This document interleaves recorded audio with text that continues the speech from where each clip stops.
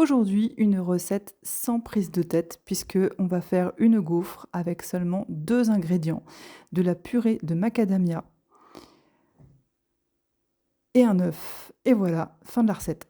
Non, je plaisante, mais bon, tu l'as compris, c'est une recette qui est très simple, une recette de gaufre sans farine avec seulement 50 grammes de purée de macadamia. Je te rappelle que tu as la recette de la purée de macadamia sur la chaîne et un œuf que tu vas mélanger pour avoir, quelque chose d'homogène, de souple, que tu vas passer tout simplement, au gaufrier.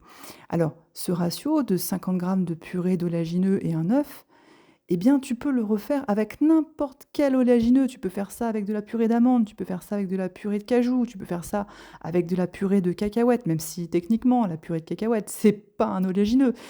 Alors attention cependant, oui, ça fonctionne. Cependant, toutes ces gaufres-là seront extrêmement inflammatoires, car bourrées de lectine, ces, protéines qui génèrent de la porosité intestinale. Donc si tu veux quelque chose qui n'enflamme pas tes intestins, je te conseille de te pencher plutôt sur la gaufre de macadamia.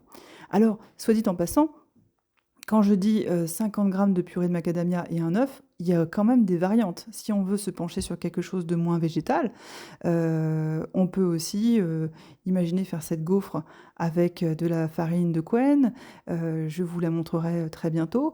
On peut la faire aussi avec, d'autres types, de gras, par exemple, même si, la noix de macadamia n'est pas un gras pur, j'ai pas dit ça, hein, mais la noix de macadamia est très, très grasse et donc on peut la remplacer par éventuellement de la manna, la purée de chair de coco.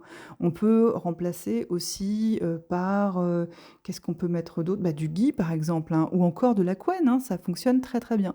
Donc 50 grammes de manna ou 50 grammes de quenelle, 50 grammes de suie de bœuf, plus un œuf à chaque fois, et bah, ça fonctionne, ça vous fait des gaufres qui sont super appétantes et qui sont délicieuses. Regarde le résultat de ma gaufre macadamia, tu as vu comme elle est belle? Elle est craquante, croquante à l'extérieur et moelleuse dedans.